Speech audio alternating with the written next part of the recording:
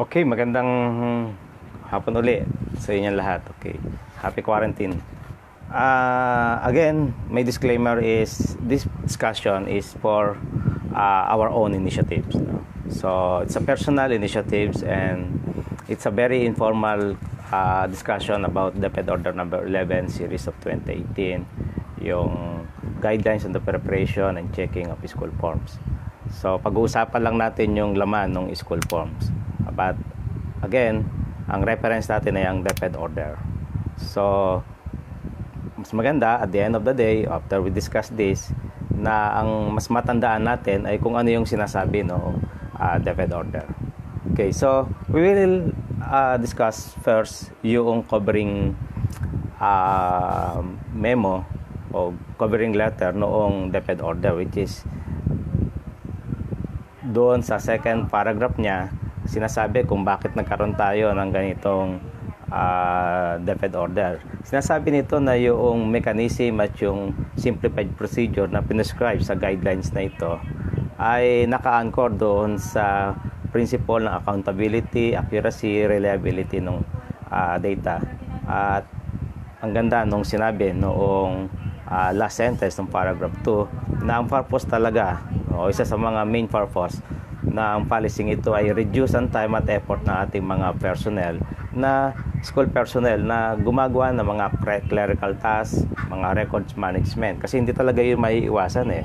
Pero habang sinisimplified yun, habang ginagawa nating mas madali para sa mga teachers sa mga clerical works o clerical tasks, hindi natin dapat mako-compromise yung accuracy ng ginagawa natin, yung learners information at yung quality ng ating mga school forms. So magandang tandaan itong paragraph 2 nung covering letter ng DepEd Order 11/2018. May mga situations na baka pwede nating balikan yung sinasabi rito dun sa mga senaryo na hindi explicit doon sa policy. Babalikan natin bakit nga ba nagkaroon ng policy ng checking of school forms. I-simplified, gawing accurate at tapos pabawasan ang trabaho ng ating mga teachers pero at the same time mine-maintain yung quality ng ating mga reports. So dito tayo sa the guideline itself, no? Sa mismong sinasabi ng guidelines. So pwede ninyong tingnan to sa inyong mga copy ng DepEd order. So doon tayo sa rationale. Alam niyo napaka-importante nung mga rationale sa mga policies.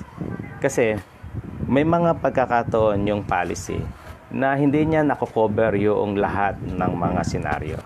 At para matulungan tayong mag-decide doon sa mga scenario o mga special cases na hindi explicit, babalik tayo doon sa covering memo, sa pinaka-objective, pagkatapos dito sa rationale. Kasi ito yung magbibigay sa atin ng guide o guiding principle. So, bakit nga ba nagkaroon ng policy ng checking of school forms na standardized at ginagawa sa lahat ng mga schools natin sa Pilipinas? Nanggaling ang initiatives na ito doon pa sa study na ginawa ng School Forms Engineering team na pinorm during that time ng dating Undersecretary Ray Laguda. Pagkatapos it's a blessing na makasama ang maraming mga teachers at school heads at ang mga representatives sa iba't ibang mga division para i-discuss at pag-aralan yung situation sa field. At talagang napaka-thankful natin to have those leaders. Example, ang ating butihing director na Roger Masapol, na director namin sa planning service. He is a former public school teachers. At lahat ng mga experiences niya, lahat ng mga observation niya during nung time na nagtuturo siya, lahat ng yon didala niya sa amin at pagkatapos ay pinaunawa niya sa amin kung ano yung kalagayan sa field at siya rin na nagbibigay ng direction at ng mga instruction sa mga policy ginagawa under ng SFRP. Kaya very thankful tayo to have that napakagaling at napakabait na planning service director. Okay, so doon siya nagsimula yung study na yon. Naalala ninyo yung DepEd Order 4/2014 na inintroduce yung modified school forms. Dati kapag nagche-checking tayo ng Form 18 o nagche-checking kayo ng Form 18, di ba talagang ang tedious ng trabaho ngayon. At isa yon sa mga in-improve under DepEd Order 4 Series of 2014. Sinimplified, minotified yung mga school forms. And then, prior to that issuance of policy, sinama rin sa study yung checking. At nakita na talagang merong needs talaga na unified, streamline yung prosesong ito ng checking. And again, bakit ito ginagawa? Gusto nating malesen yung effort na ginagawa ng ating mga teachers of field. Gusto nating pag-aangin ang trabaho nila.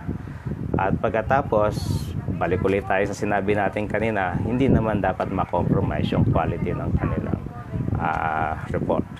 Isa sa mga i-consider din ng checking of school forms policy ay yung initiatives o yung programa na meron tayo ngayon, Learner Information System, di ba? Dati wala kasi nito, no? Pero noong mga school year 2010, 2011, nagsimula ang pag-aralan ng Learner Information System at ngayon nagagamit natin at nag-generate ng mga forms. Now, para ma-maintain yung data ng Learner Information System, para masiguro natin na tama ang mga laman nito, sinasabi ng rationale na ang checking of school forms ngayon, doon na ngayon nakapokus. I-maintain natin yung laman noong Learner Information System na dapat ito ay accurate. At the same time, dapat updated. At taon-taon, ginagawa natin to. That's why the checking of school forms is a very good venue para yung mga datos na ipinapasok natin sa Learner Information System, ma-check natin kung tama. Tingnan niyo yung benefits ito kumpara doon sa manual na chine-check natin dati. Dati kapag ka nag-check tayo without the information system, yung mali na na-discover natin nung nakaraang taon, pwedeng maulit-ulit, makita uli yun dun sa form na i-check natin. So, paulit-ulit siya. Hindi kagaya kung ang checking of school forms, kagaya ng sinasabi ng policy, ay nakasentro sa pag-maintain ng accurate information sa Learner Information System. So, doon dapat siya naka-focus. Kasi kapag chinek natin ngayon o kinorek natin ngayon yung informasyon ng bata sa system, the following year, hindi na natin siya problema na baka siya ay mali. No? Kagaya ngayon, nagpapasok tayo ng tamang datos sa kinder ng learner's profile. So, ibig sabihin, hanggang mag-grade 12 siya, yun ang kanyang datos. So, hindi siya mapapalitan. No? Yun, ma-maintain yung accurate data na yun, kung accurate nga yung ipinasok nila. So, di ba maganda yon? At talagang nagpagang ito ng trabaho ng mga teachers natin. At pagkatapos yung mga forms na i-generate noong Learner Information System, yung mga forms na nandun, yun mismo yung gagamitin natin sa mga school forms. So, hindi tayo mag-e-edit ng mga school forms para ipasok o kaya tanggalin yung ibang mga learners doon sa ating mga forms. No? So, dapat ganun siya. So, yun ang purpose o yun yung rationale kung bakit meron tayong checking of school forms. Okay. So, statement of the policy dyan sa paragraph 2, so malinaw naman na gusto talaga natin magkaroon tayo ng report na quality, ensure natin yung quality at yung timeliness, at pagkatapos inulit-ulit dyan, i-reduce natin yung mga clerical and record management efforts na ginagawa ng ating mga teachers, no? Nakakabawas to sa kanilang time sana para i-deliver yung kanilang core business, which is pagtuturo. So, paragraph 3 tayo. Susundan ba ninyo sa policy? Okay. So, paragraph 3. Ito yung scope ng policy. Okay. So, syempre, lahat ng public school cover nito. At ang maganda pa rito, kasama na ngayon dito ang lahat ng mga private schools, ang state and local universities and colleges, yung mga SUCs and LUCs na nag-o-offer ng basic education. Palibasa, nasa LIS din sila, no? Nasa Learner Information System din sila. So, kinakailangan, maintain din nila yung accurate data. No? Tulong-tulong tayo. So, ayan yung scope ng policy. Okay. So, nasa definition of terms, no? Paragraph 4. Nasusunod ba ninyo? Good. Okay. Ito yung ilan sa mga um, terms na ginamit sa policy. Ang karamihan naman dito hindi na bago sa inyo, no? Alam na ninyo. Tingnan lang natin tong item number 4, number 5, number 6, number 7. Nakita ba ninyo? Okay. Yung number 4 ay transferred in. So sinasabi nito yung transferred in, yung mga lumipat sa school ninyo within the school year. Ibig sabihin, nag-open na, no? Nag-start na yung ating klase ng June, example. Pagkatapos ng opening, may lumipat na bata sa atin. So, transferred in yun. No? Transferred in yun. Nag-enroll na siya sa dating school during that school year. No? Tapos, lumipat sa atin. So, dalawang school na yung nai-involve dito during the school year. So, transferred in. Yung transferred out naman, so ayun naman yung vice versa. Umalis yung bata sa inyo during the school year at lumipat sa ibang school during the school year, no, within the school year. So yun yung transferred in, transferred out, at familiar naman tayo dyan. Now, ito bago yung indicator doon sa item number 5. Move in, no, at move out. Nauna na itong lumabas sa DepEd Order 3 series of 2018. Pero ngayon ay nagkaroon ng further clarification doon sa definition na yan ng move in at move out. Ang mga move in ayon sa definition nito ay ang mga learner na lumipat mula sa isang school patungo sa isang school between school year, sa pagitan ng dalawang school year. So ibig sabihin, yung paglipat nila ay bago magsimula yung school year. Hindi during, no, bago magsimula yung isang school year. So ang classic example nito ay ang ating mga grade 6 tapos ay naging grade 7. So lumipat sila, di ba? Para maging grade 7, lumipat sila sa junior high school. So sila yon, yung mainly mga move in, no? So pwede rin mangyari to sa ibang grade level. Halimbawa, nag-aaral ako sa school 1 ng grade 5, tapos lumipat ako sa school 2 ng grade 6 ako. So ang tawag sa akin noon ay move in pa rin, no?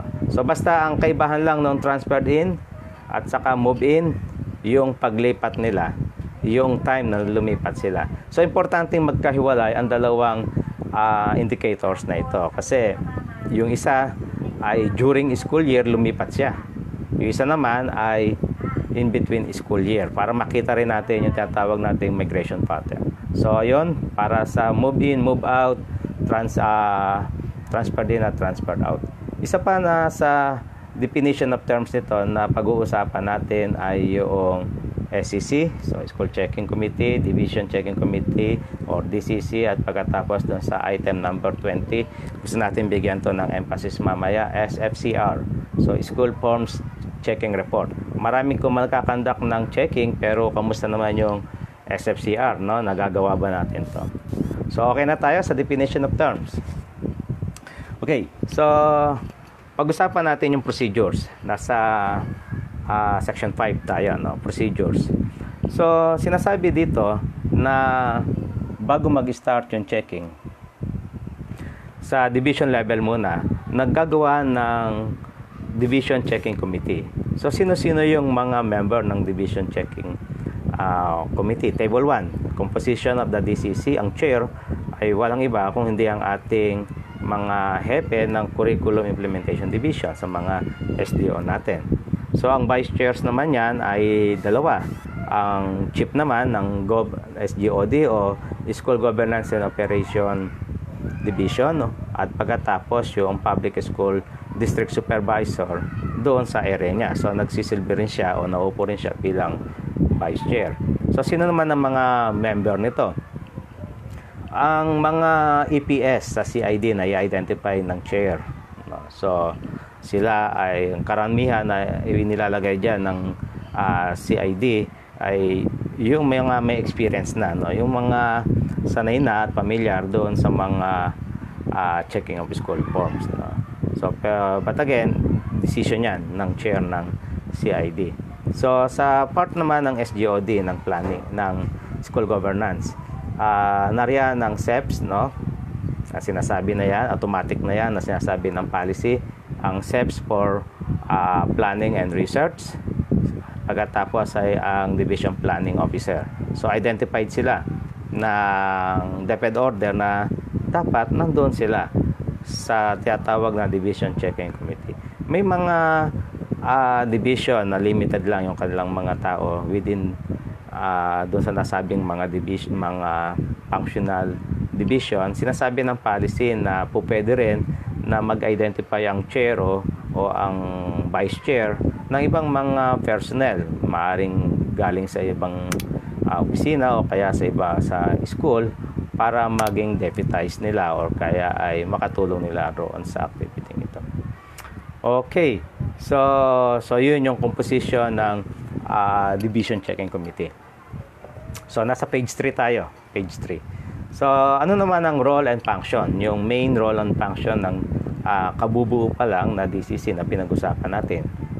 So being the chair and being the chief of the curriculum division ng CID, ang focus nila ay ang curriculum itself, no?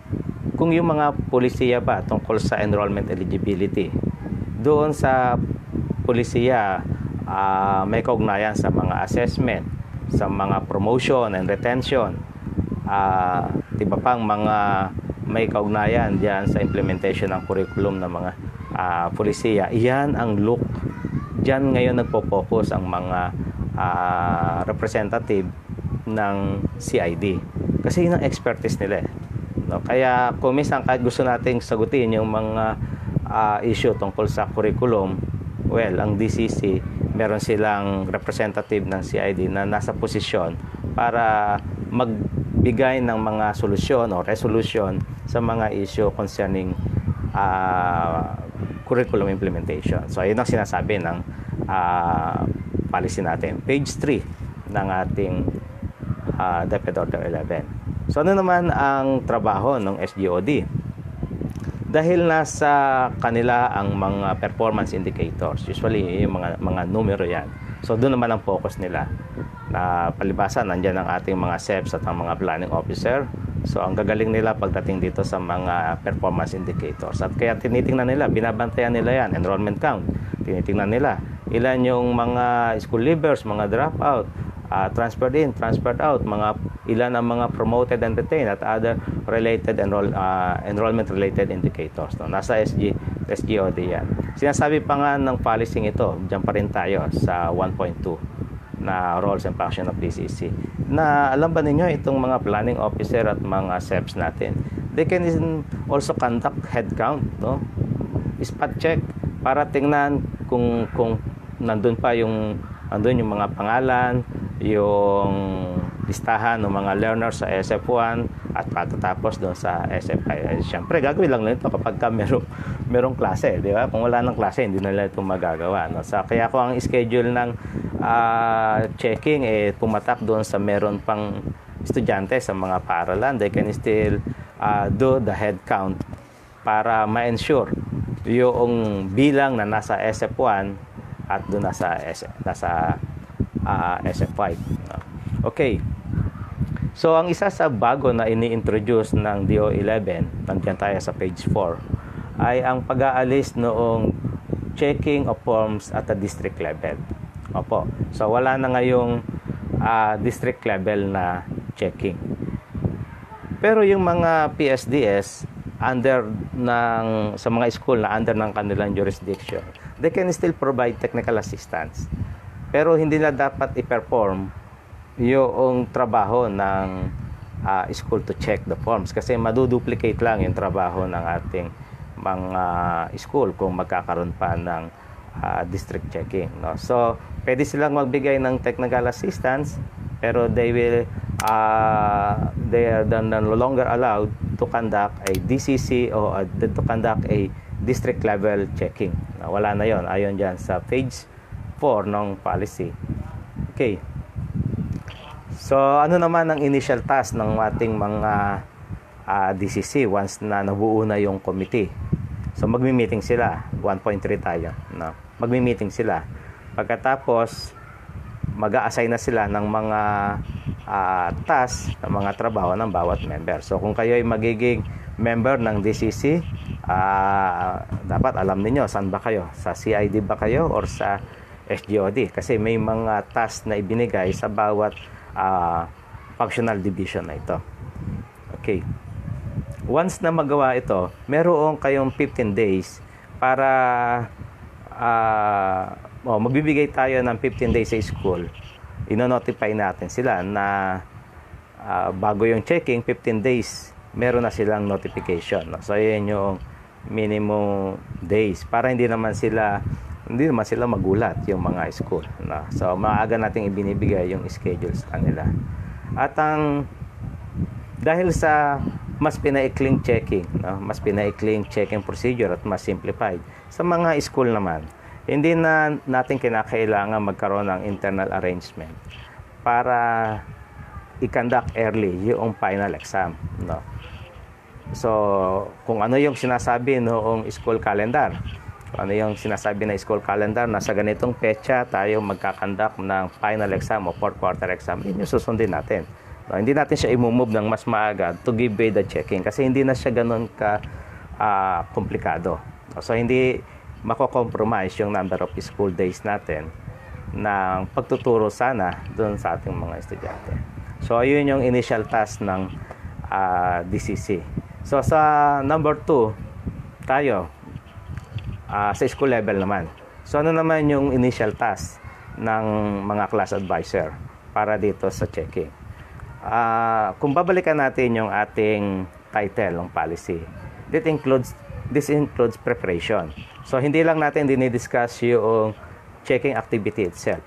So, sinasabi ng title mismo na maski yung preparation kasama rito.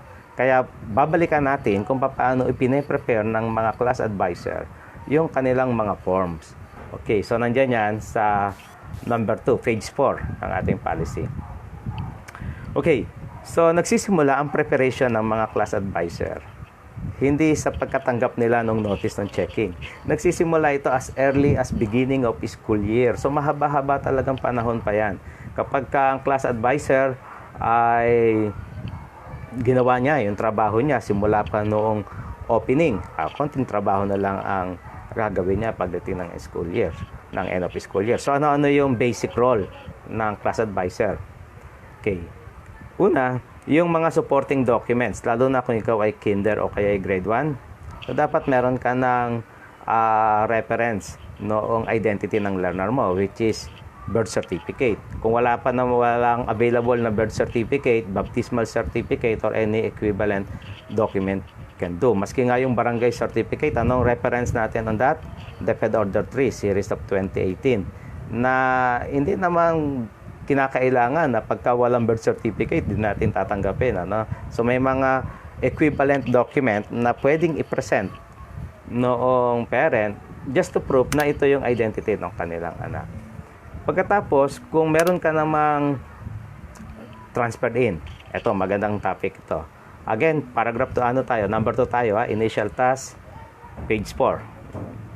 Pag meron kang transferred in na dumating sa'yo, kailan mo siya i-enroll? Sabi ng policy, i-enroll na kaagad. I-enroll na agad noong advisor yung kanyang mga transferred in sa system. Huwag na siyang maghihintay. Huwag niya nang oobserbahan, baka mag-drop out to.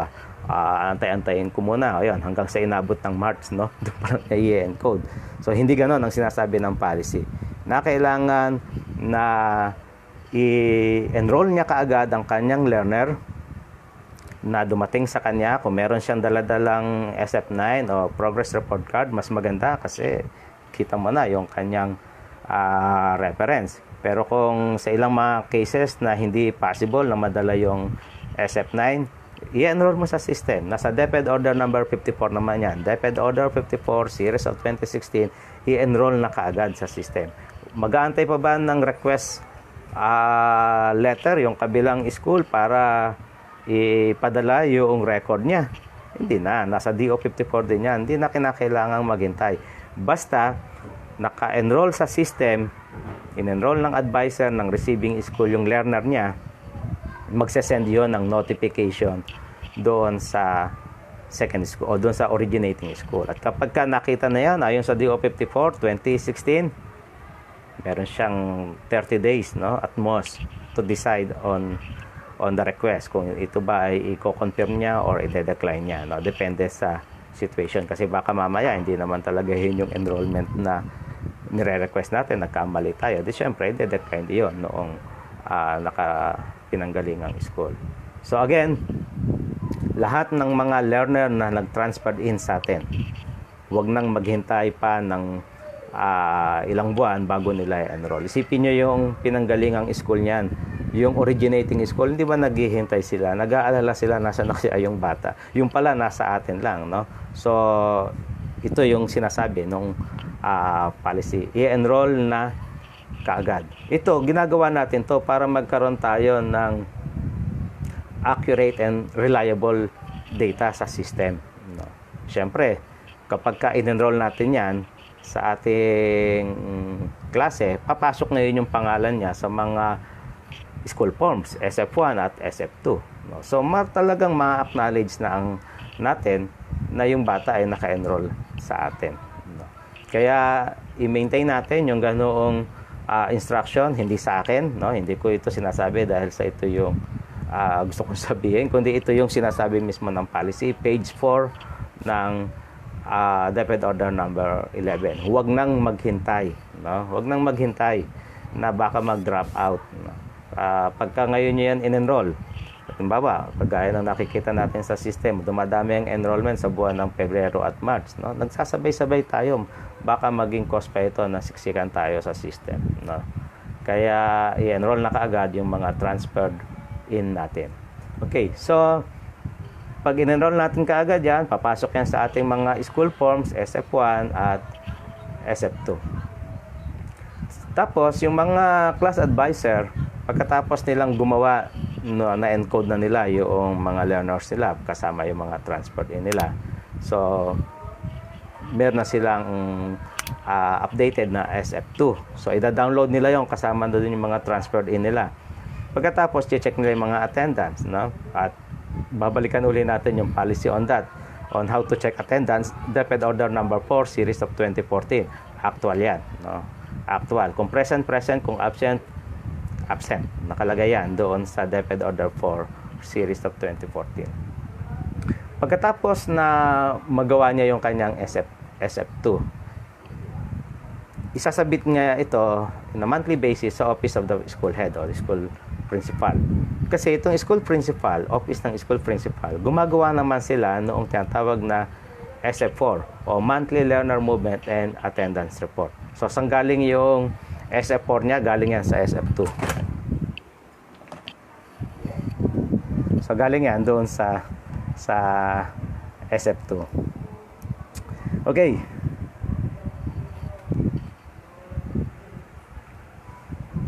So, pagkatapos na makonsolidate ang lahat ng mga SF2 at nakagawa na si school head ng kanyang SF4, maaari niya itong isubmit. Yung iba nagre-require ng monthly, iba yung nagre-require ng quarterly. Sinasabi ng policy ng DO4, pareho naman. Okay lang yun, no? Depende yan sa need ng ating division office. Okay. At the end of the school year, so last sentence of paragraph 4, once the computation of final rating for each learner area is done, the class advisor shall transfer these grades from his/her class record into SF10.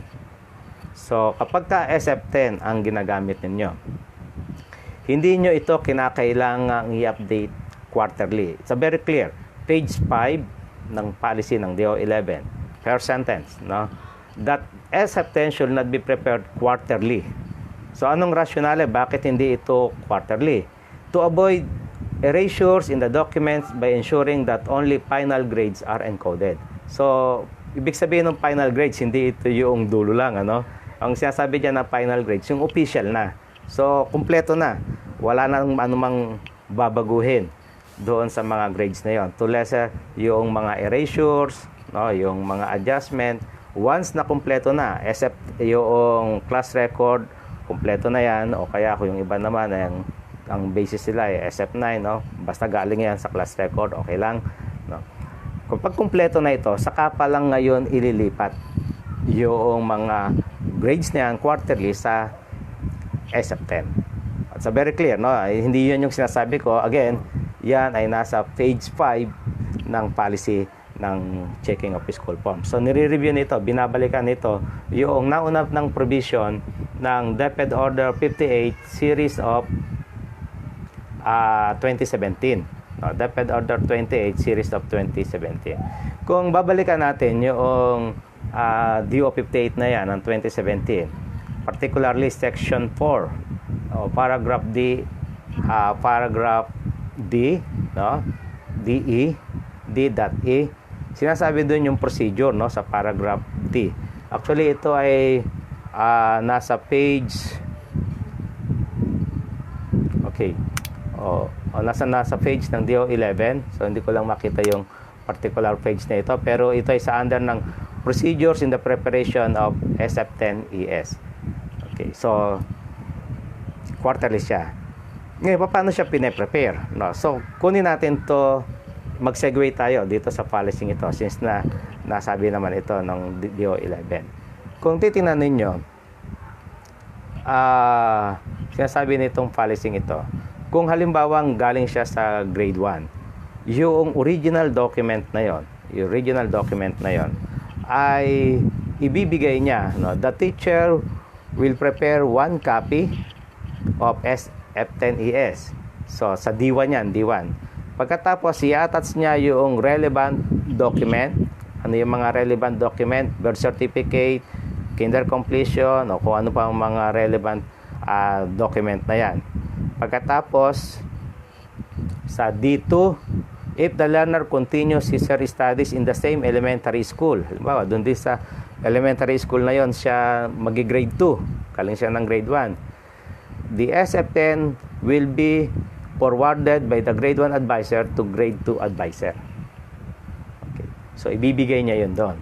Bakit niya yun ibibigay? The receiving advisor will make the necessary updating in the same SF10 he or she is received. So, anong pinag-uusapan natin dito? Hard copy. So, yung nag-iisang original na yan, na hard copy, kasama yung mga attachment. DO58 tayo, lumipat tayo sandali. DO58 series of 2017, paragraph D2, no? Kasama ng mga attachment. Ipo-forward niya yan doon sa grade 2 teacher. At bakit doon? Kasi ito ang gagawa naman ng updated data para sa grade 2. So, same document as original. It is the same practice din nung meron tayong Form 137 na ginagamit, no? Nililipat natin sa grade next grade level. Now, sa D3 naman, ito maganda itong topic na ito. Sa D3, kapag ka nag-transfer out, nag-transfer out yung learner natin, lumipat sa ibang school, galing sa atin. If the learner transferred out to continue the elementary level to another elementary school, the receiving school shall request the transfer of original copy of SF10 and other pertinent documents, no? Pero ang transfer na yan, ang request na yan, no, ay ginagawa through LIS. Doon sa ilang mga area na hirap yung internet, no? May mga ganyang area. Pwede pa rin naman silang mag-submit ng i-acknowledge yung written request, no? Pwede naman yon. Pero kung dumating na yung LIS notification bago pa yung request, kinakailangan mag-action na agad sila. Di ba? Pero kung dumating naman yung request, no, at sa mga area na mahirap yung situation, pwede naman na yung request. But again, para lang yan sa mga special area. Kung hindi ka naman nahihirapan sa internet access mo at meron ka namang maalwang access sa LIS, palaging ang rule dyan ay encode, no? But again, whichever came first, parehas lang yan. Ngayon, the receiving school, no, yung receiving school, i-update niya yung kanyang SF10 na natanggap mula doon sa original school. So, ibig sabihin, kung sinabi rito na will continue filling up the original SF10, ang ipapadala sa inyo original, hindi Xerox copy. No?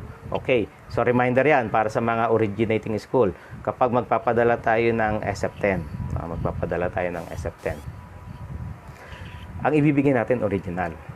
At dapat yung original natin, walang nakalagay na mga cross o kaya ay mga bulate o kaya ay mga no entry. No? Hindi natin lalagay yon. Kasi sinasabi ng section D3, no, o paragraph D3 noong policy na pinag-uusapan natin right now, DO58. The receiving school will update the LIS. Kung nalagyan mo na yan ng mga cross, ng mga no entry sa mga boxes na bakante, saan pa mag-update yung receiving school? No? So, dapat malinis yun. So, hindi natin siya pipilapan. No? Pagkatapos, darating ang time, no, kagaya sa junior high school next year, grade 10 na yung gagamit ito. Pagka graduate na yung bata sa grade 10, example, no, sa grade 10, yung kanyang SF10 na original, doon na ngayon siya mag-i-stay. So, kung magta-transfer yan o kung maglilipat siya sa grade 11, ang ipapadala niya na ngayon dyan ay certified true copy na. It's no longer the original SF10. No? Kasi kung siya sa graduate na school, may iwan doon yung kanyang SF10. No? Pero kapag hindi pa gumagraduate, hindi pa siya dumarating doon sa end course, di kasamang lumilipat ng bata yung original na SF10 niya. No? Okay, at isa pang reminder dito para sa mga transferred in, kapag nagpadala kayo ng SF10, kasama din doon yung document.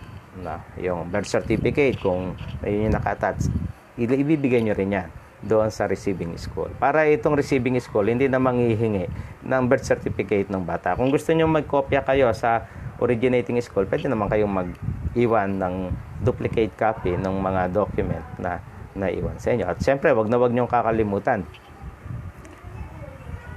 certified true copy yung may iwan sa inyo. Kapag pinadala niyo yung SF10 na original, dapat meron kayong kopya noong pinadala ninyo sa kanila, which is the certified copy ng SF10.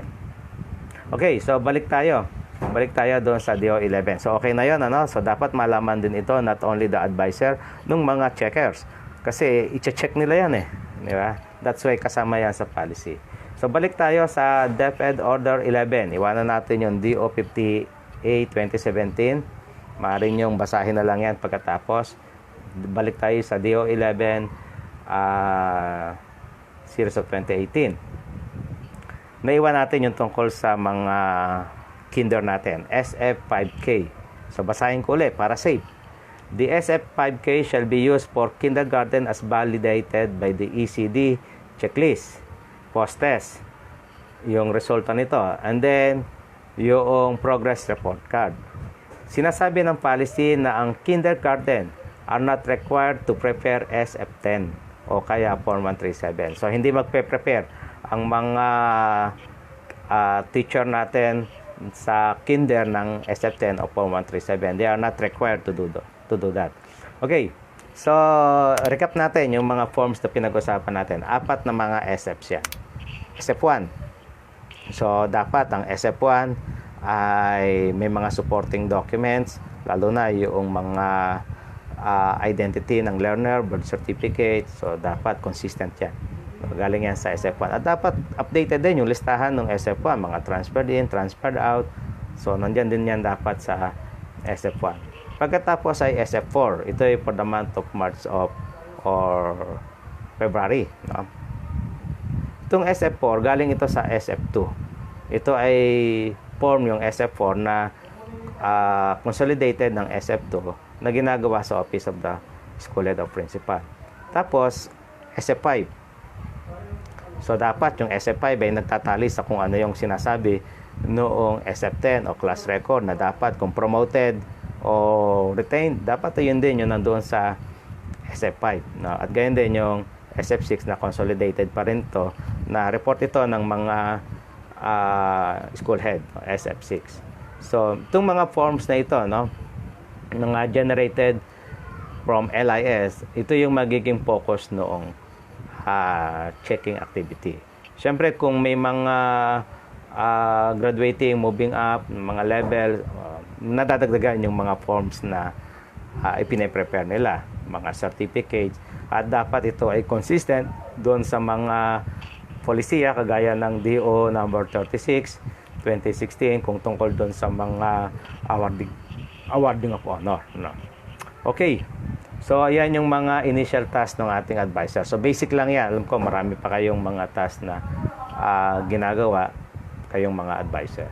So lipat na tayo ngayon sa 2.1 composition of school checking committee, no? Okay, ang checking committee sa school level ay headed by the school head. Itong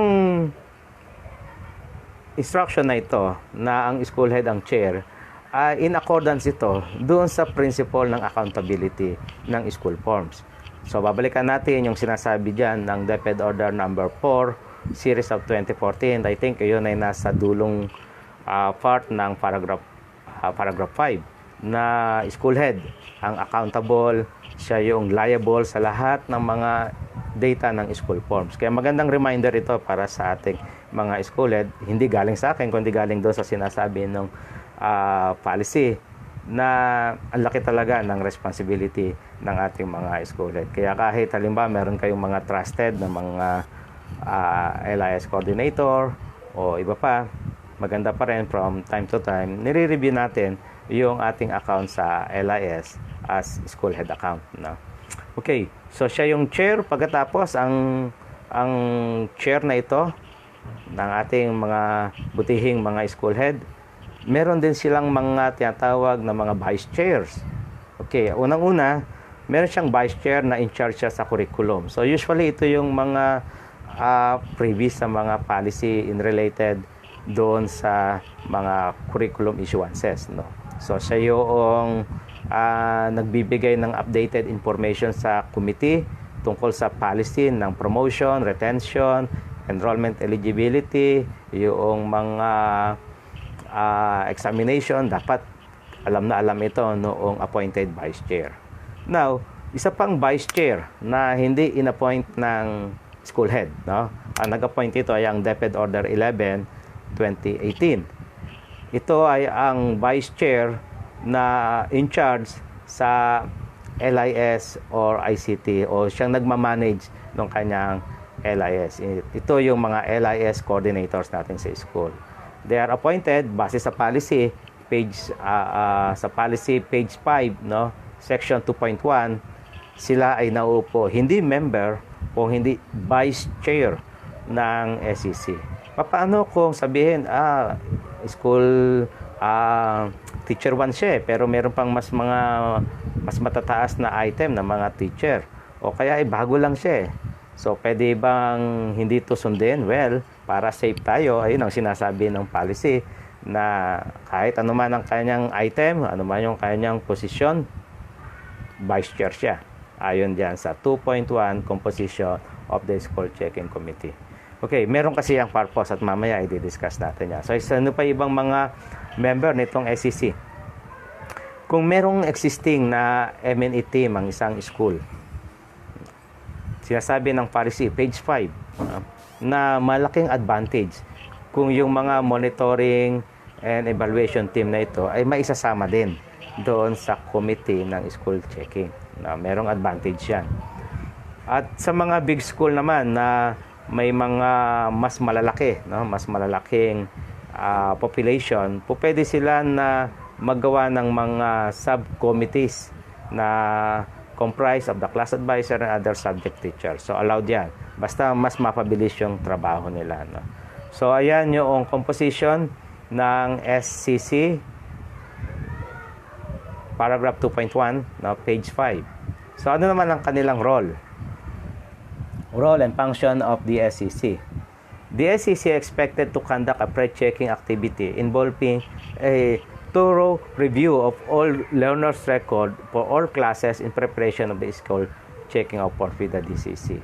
So, talagang masinsinang review ito, no? Masinsinang review ito. At maiintindihan natin to kasi nga, sinasabi natin kanina na ang bigat ng responsibilidad ng ating mga school head pagdating sa mga reporting. So, kaya ang chair gumagawa siya ng mga technique and strategies to ensure na talagang accurate or tama and updated yung datos ng kanyang school kasi siya yung liable yan.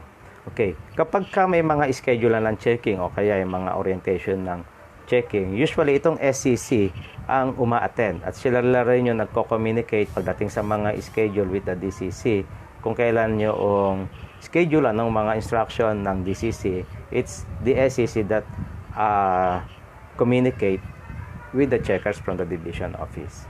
So, ayan yung mga basic role and function ng SEC. So, tingnan natin yung table 2. Ito yung summary ng ating mga pinag-usapan at yung mga references na ginamit natin, yung mga documents sa school level. Okay, so kung ikaw yung class advisor, so, dapat meron kang mga documents ito o references. PSA birth certificate, kung wala naman, pwede rin yung equivalent document.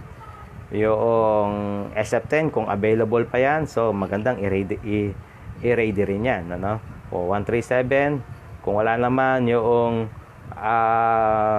SF10, example, na ipamigay na natin, pwede naman yung class record. Pwede rin yan. Ano? Tapos yung certificate of completion for kinder, kung meron kang learner na PEPT, PBT, ANA, so naka-ready rin yan mga documents na yan. Okay. So, saan siya tinitingnan? Halimbawa, yung PSA o kaya ay mga equivalent documents, minamatch yan doon sa SF1. Kasi kung tama ba yung nakalagay sa system natin na pangalan ng bata. Ito yung dahilan kung bakit ang dami nating multiple LRN Magkaiba yung spelling doon sa birth certificate o reference natin or equivalent document saan nakalagay sa LIS. No? Kaya kapag magkaiba yung spelling, dalawang yan, magmumultiple LRN yan pag nag-encode ulit tayo ng bago. O kaya dapat consistent yung nakalagay doon. Yun namang daily attendance for the month of February and March, o dapat warm body yan. Kung ilan yung warm bodies mo diyan sa SF2 na present, dapat dun din sa ating SF5 magtatali siya, no? So ibig sabihin yung mga drop out talaga. Hindi na kinakailangang ilagay sa SF5 yung mga drop out, no? Warm body lang din yan, ano? Warm body lang din yan. Yung SF5 at yung SF2. Ganyan din kapag sinabi natin yung SF5 report on promotion, dapat magtatali din yan doon sa Form 137 or SF10. Kung promoted sa SF5, dapat ayun din yung sinasabi noong SF10. May iwasan natin yung karaniwang error natin sa LIS. Sa system nakalagay ay promoted, no? Pero pag tinignan mo yung SF10, nakalagay naman ay retained, no? So, bakit nangyayari yon? Hindi ito na double check. So, dapat hindi na double check yan. At ang ginagamit nga ay SF10 vis-a-vis SF5. Okay, so ang school head naman, ganun din, ano? So, meron naman siya ring kopya ng SF1 kasi diyan naman niya mababalidate yung laman ng kanyang SF4. Kung ilan yung mga nag-transfer in, nag-transfer out, ilan yung warm body. Okay. Pagkatapos, yung SF6 niya, mababalidate naman niya yan doon sa sinasabi noong SF5 na ginagawa noong mga advisor. Kasi summary yun, no? So, ayan yung mga tasks and references at yung mga school documents na kinakailangang i-prepare pagdating noong checking of school form. Okay. So, nandito tayo sa page 6. So, kanina pinag-usapan natin yung mga pre-checking activities. Now, i-discuss naman natin ngayon yung during checking sa school. Sa school muna tayo, hindi pa yung DCC SCC level pa lang ito. Pagkatapos na ma-check o pagkatapos na matapos yung fourth quarter examination, At syempre, nauuna lagi dyan yung mga grade 6, grade 10, at grade 12, no? Nauuna lagi sila. Pagkatapos nito, magsisimula na ngayon yung checking activities sa school. And again, as reiteration, walang advance checking. Kung ano yung sinasabi noong school calendar, kung kailan magkakandak ng examination, dun pa lang tayo magkakandak ng examination. Okay. Pagkatapos na ma-review through subcommittees per grade level sa large school or whatever structure deemed efficient and in small school, magi-start na yung checking. No? So, saan ngayon ang focus ng checking? Accuracy of the learner's profile and enrollment eligibility using reliable reference but not limited to birth certificate. No?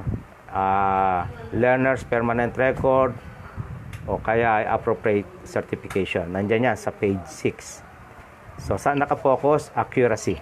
No? So, hindi naman natin sinasabing dapat wala na yung presentation o iba pang mga nakasanayan natin. Sinasabi lang dito, yun dapat ang focus. Yun dapat yung ating main concern. Hindi yung cover, yung font na ginamit, yung kulay. So, hindi yun, Kung hindi ang sabi ng policy, focus on the accuracy of the learner's profile and enrollment eligibility at iba pa. Doon siya nakapokus sa content. Ngayon, kapag kinakandak niya ito by class advisor, kasi during SEC, lahat chine-check. So, walang na-exempt dito. Lahat ng classes ay i-check sa lahat ng grade level. Pagka na check na ito ng SEC, anumang mga improvement, o kaya ay mga adjustment, kinakailangang pag-usapan to ng class advisor. So, technical assistance to actually. Kung ano yung mga kulang, kung ano man yung mga dapat na i-improve. Pero syempre, huwag kalilimutan ng SEC na bigyan ng commendation. Yung mga class advisor na deserving naman sa kanilang magagandang at mahusay na pag-prepare ng mga school forms. Okay, page 7 tayo. Page 7. Yung mga LIS form na preloaded with learner information at yung mga general average, downloaded yan sa LIS. They are not subject for editing manually or outside LIS. That's why you have the LIS coordinator para sabihin o i-certify na talaga ang mga forms na ito ay talagang galing sa LIS. So, hindi siya i-edit outside. Halimbawa, mali yung spelling sa SF1 o i-edit natin outside. Hindi, Saan natin siya i-edit? I-edit natin siya sa system and then generate again ng SF1. Kaya mas maganda talaga, mas maaga pa. Chine-check na natin to para pagdating ng end of school year, hindi na tayo sasabay sa maraming gumagamit ng system. Doon pa lang tayo mag-e-edit. Mas maaga pa, as early as beginning of school year, tamain na natin to. So, huwag sa outside ng system. Okay, there is a very important provision in this particular paragraph, First paragraph of page 7. Commercialized electronic school forms as mentioned in DO 58, series of 2017, section 7, special provisions shall not be recognized nor accepted. So, nire-remind tayo ng particular provisions ito na itong mga commercialized electronic school forms, yung mga inilalako sa bawat school ng ibang mga negosyante, pagkatapos ay babayaran ninyo. Yung iba, merong halaga pa dyan na huwag nating sabihin. Pero binabayaran ninyo itong mga commercialized electronic school forms. Hindi po ito autorisado ng DepEd Central Office. Walang endorsement na ginagawa dyan. In fact, dito sa particular provisions na ito, sinasabi na ang mga forms na i-generate gamit siyang commercial electronic school forms. No, hindi po ako ang may sabi nito. Iko-code ko po ang sinasabi ng DepEd order, shall not be recognized nor accepted. O kaya sayang lang kung halimbawang ito yung in-update ninyo sa buong taon at hindi na-update yung LIS, hindi siya mare-recognize. No? Kaya mas maganda, LIS lang ang ating gagamitin. Well, nasa inyo yon kung gusto ninyo na gumamit niyan, well, nasa inyo. Pero ang sinasabi ng policy, it will not be recognized or accepted during checking. So magdodoble trabaho kayo dyan, no? Sa mga forms na yan. Ito, kaya ito ginagawa, no? Para ma-ensure natin na itong mga SF generated na ito ay pine-present natin during checking, ay talagang ito mismo yung laman noong information system natin na LIS. Tinitingnan natin, mini-maintain natin na tama ba at accurate ba ang data ng ating LIS. Kaya dito ngayon pumapasok yung role ng ating mga LIS coordinator being the vice chair. No, mabigat din ang trabaho ninyo. Nire-require kayo na mag-initial o kaya ay mag-sign. Depende kung ano yung gusto ninyo. No? Doon sa mga SF to certify na ito ay galing sa LIS. No? At yung mga adjustment na ginawa dyan ay in-apply talaga sa system. That's why you are required to sign sa mga LIS generated school forms. Now, meron pang isang maganda ring provision itong policy ito pertaining SF10 and SF9 updating, no? Ginamit ito yung salitang shall be manually updated and must be consistent with the SF5 and other documents. Gusto natin bigyan ng emphasis yung salitang shall be manually updated. Marami tayong natatanggap na clarification kung ano yung ibig sabihin ng manually updated. Okay, kung titingnan ninyo yung context noong paragraph na yan, it's more about LIS discussion.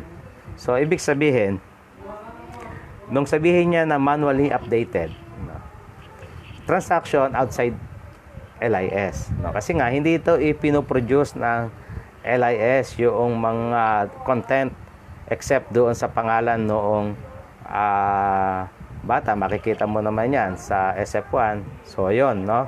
Pero kapag ka SF10 at SF9, wala pa itong connection doon sa LIS. Hindi niya pa ito pinoproduce. So, kinakailangan nating manual siyang i-update. Kung ito ay gagawin natin halimbawa ng computerized, pero outside LIS nga kasi hindi pa possible.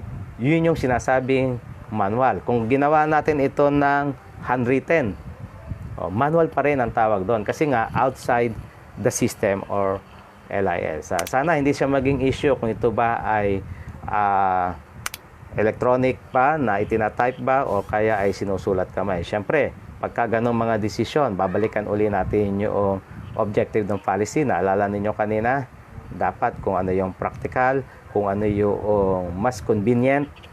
So, ayun yung norm doon, ayun yung rule doon. Kung ano yung practical sa teacher, ano ba yung mas convenient sa kanya? So, ayun yung gagawin niya. Pero, mini-maintain pa rin yung accuracy. So, ang accuracy rito, original di ba? Original document. So, dapat, kung yan man na i-computer mo, you will use the original document. No? Now, may mga gumagamit ng mga electronic copy. So, hindi naman natin sinasabing wag yon, no? Pero, as per as accuracy is concerned sa konteksto ng ating policy, it's always the hard copy, which is the original. Yun yung chine-check natin. At yun yung ginagamit natin. Okay. So, malinaw tayo ron sa sinasabing manually updated, kung ano yung practical. Siyempre, halimbawa, balikan natin yung DO58 natin kanina, 2017, SF10. No? So, nasa Excel yan. Kung yan ay nasa Excel, pwede mo na ngayong i-copy-paste, which is the most practical at accurate, mataas ang accuracy. Copy-paste mo yung SF1, yung pangalan ng bata, doon sa SF10. At since na naka-Excel ka, pwede mo na ngayon yung i-type. No? Kung iyon ay umpisang grade level na gumagamit ng SF, grade 1 o kaya ay grade 7. No? So, pwede mo na ngayon yung gawin sa computer. Kasi yun yung practical Now, kung succeeding grade level na yan, mas konti na yung isusulat niya. Grade na lang, no? So, po pwede niya na yang i-handwritten kung iyon yung practical sa kanya. Kung magaling naman siyang mag-shoot sa computer, pwede niyang i-print out yon. But again, original yung gagamitin niya. So, medyo risky yon, pero baka sa iba ay kaya nilang gawin. Yun yung practical sa kanila. So, walang strong rule doon. Kung yan ba ay handwritten or electronic na pagkaka-type. Kasi ang sinabi lang na ating policy, linaw naman, i-continue noong next grade level. Yung original. So, ayun yung guiding principle natin. At pagkatapos, sa school yun, kung ano yung mas practical para sa kanila. Now, isa pa sa palagi nating naririnig at ito ay maganda, yung doon sa arrangement ng name. Yeah. Pagka nagre-reading daw sa school level, medyo mahirap pagka magkaiba yung pangalan ng arrangement ng pangalan ng bata sa SF9 kaya sa SF10 sa iba pa mga SF, no? Kasi dati yung SF9 nauna yung first name, pero pagdating mo roon sa mga LIS SFs, no, sa mga generated ng LIS, last name. So sinasabi rito ng arrangement of learner's name in the SF9 effective ng school year 2018-2019 should be written the way it was generated in SF5. So kung ano yung pagkakaayos doon sa SF5 na pangalan ng bata, yun din ang dapat na pagkakaayos noong SF9. Hindi po ako may sabi nito. Pabalikan ulit natin ang particular paragraphs na yan. That is in a paragraph 2 ng page 7 ng policy. Now, extension name. Okay. So marami talagang nagkakagulo rito kasi nga yung birth certificate, yung paglalagay ng mga extension name dyan sa mga birth certificate, kung minsan hindi mo rin malaman kung saan ba talaga yung tama kasi walang particular na box para sa data element na yan ng extension name sa PSA o sa birth certificate, no? Kaya kung saan yan lumilipad yung extension name. Now, para yung system natin, na may maintain natin yung system natin na accurate, no, at saka maging searchable siya. The system generated SF print the name of learners in this order. Okay. Last name, first name, name extension or extension name, and middle name, no? For uniformity and correct recording, the extension name, if any, must be encoded in LIS in the separate data field for extension name regardless the order in which it appeared in the birth certificate or other related document. So it's very clear. No. Yung extension name na very obvious na extension name, hindi mo siya ilalagay doon sa first name, no? Kahit pa ganun ang appear noon sa birth certificate, no. Sa mga very obvious na extension name, ilalagay siya sa data element for that particular data, which is the extension name. Doon niya siya ilalagay para maging searchable siya at maging uniform siya at maging accurate siya. So, hindi siya magiging issue. In fact, malaking tulong ito. Itong particular na provision ito para sa ating mga school, sa ating mga advisors, sa ating mga checkers, no, na hindi na kayo mahihirapan pa sa arrangement ng mga pangalan and even the extension name. Malinaw na sinasabi na yan sa paragraph 2 ng page 7 ng DepEd Order 11. Okay, so kapag ka na kumpleto na yung checking of forms of all classes in grade level, no, the SCC shall accomplish the SCC Forms Checking Report o SFCR1, no. Ito ay Annex 1A doon sa policy ng DO11. The data element description na sinasabi diyan sa SFCR1A na naka-attach yan doon sa policy itself, no. At ang SFCR, ang pumipirma dito ay ang SCC. Pagdating doon sa SF5 na chinek ng SEC, nagkaroon ng clarification dito doon sa mismong form na ida-download natin at maski sa announcement ng LIS tungkol dito, no. But very clear base sa DO4 series of 2014, balikan natin yung policy na yan na nag-issue ng SF5. The school head ay responsible. So, sa SF5, school head yung pumipirma at yung advisor, pumipirma sila. No? So, ang SEC ay hindi pumipirma doon sa SF5.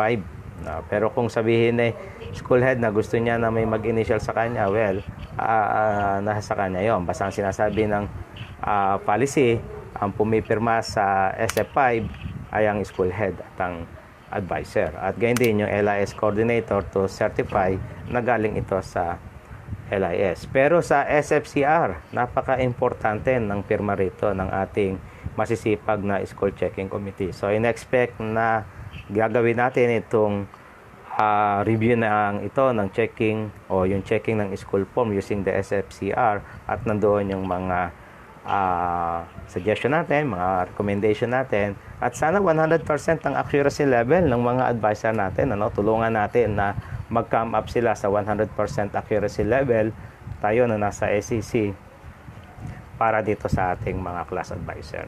At sinasabi pa nga ng huling paragraph nitong section na ito na anumang mga resulta na makuha doon sa SFCR ng class advisor, kung 100% accuracy yan, congratulations sa inyo. Yun ay po pwedeng maging MOB ninyo sa IPCRF. So, talaga namang siniseryoso natin itong school level checking. Kasi ang ganda ng grades natin sa ating IPCRF, doon sa part na yan ng data management. Pagka meron tayong mataas na accuracy level sa SFCR.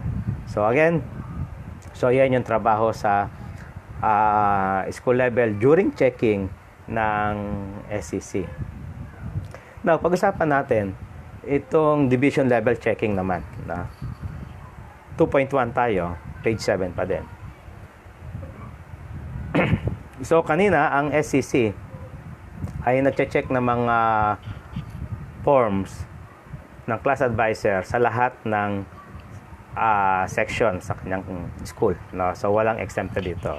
Pero iba, kapag ka DCC na yung nagche-check. Kapag ka ang nagche-check ay DCC,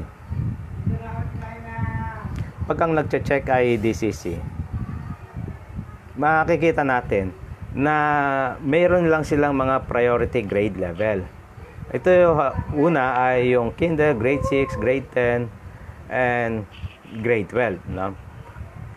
Prior to the school schedule of moving up and ceremony. So, meron din silang timetable. So, mas maaga itong ginagawa ng DCC. Pwede nilang simulan ito right after ng 4th quarter examination o pagkatapos ng SEC checking, magsisimula na ang DCC at meron silang hanggang 2nd week of April. Pero syempre, sa situation natin ngayon, naghihintay tayo ng mga advisory, kung kailan ba mag-i-start ang checking. So, sa ngayon ay hindi pa natin masusunod itong particular na timetable na binigay ng policy at understandable naman yun. Okay, so kinder grade 1, grade 6, grade 7, grade 10, grade 11, and grade 12, yun yung priority. At pagkatapos, meron din mga section in this grade level, ang more section in this grade level yung in-expect na magiging subjected for the checking of forms. So, meron ditong binanggit na sample and sampling sa table 3. Page 8 tayo, page 8. So, depende yan sa population ng school. Kapag ka small school ka, yung pinagsamang enrollment to, hindi ito yung total enrollment. Ito ay combined enrollment. Halimbawa, kung elementary ka, so it will be the enrollment ng kinder, grade 1, and grade 6.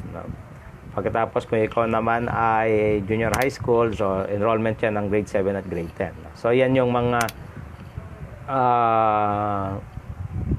numbers na lumalabas dyan dun sa school size. So, makikita ninyo, merong percentage at meron ding minimum number of classes. Ito, whichever is higher, So, not necessary naman na magtutugma yung dalawa kasi syempre, iba-iba yung ating class sizes, So, whichever is higher. Kapag ka ikaw ay small school, karaniwan, palibasa isang grade level lang yan at isang section in most cases. So, lahat yan, lahat ng kinder, lahat ng grade 1 o lahat ng grade 6, no? Sa small schools yan, no?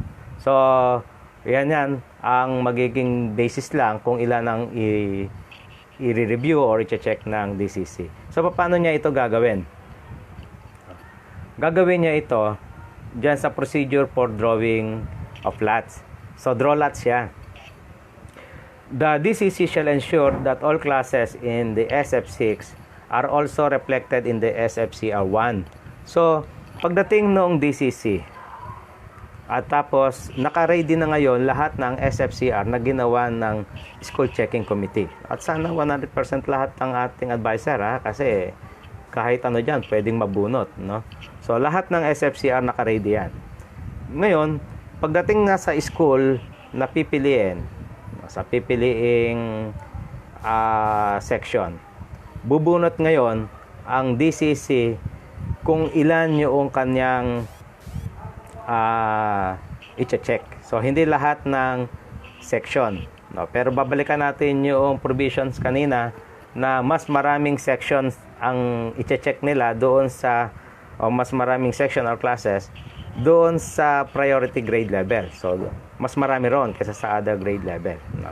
Okay, so bubunot sila pagdating doon sa school, sino-sinong section ang kanilang i-review.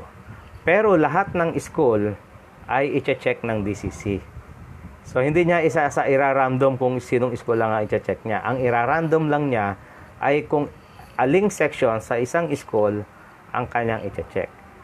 Pero again, lahat ng school ay i-check ng DCC in a random sampling noong mga classes. Okay, so may magandang mensahe para sa DCC sa page 8 pa rin yan, 2.2, yung paramount consideration na checking of school forms ay ang accuracy, no? Doon tayo nakasentro. Since only the LIS generated school form shall be presented, it is unnecessary to retype or reformat the name of learner. So kung ano na yung generate ng SF5 na galing sa LIS, wag na raw natin tong ipa-retype pa or ipaulit pa. Halimbawa, baka gusto natin ay big letter yung umpisa ng pangalan, pagkatapos ay small letter na. So wag na raw ganon, ano? The format and order of learner's name in the LIS generated school forms are considered final and official. So kung ano talaga yung nandoon na sa LIS, yung pagka-format nito, wag lang tayong gagalawin doon, no? The system also determine the margin. So wag nang ng margin sa font name o sa font na gagamitin, sa size, yung placement ng extension name. Hayaan na natin lahat 'yon sa system. Magagang ang trabaho natin, no? At hindi allowed na mag-insert ng additional column doon sa SF5, no? So walang anumang adjustment na gagawin diyan sa format noong SF5. Pagdating doon sa printing,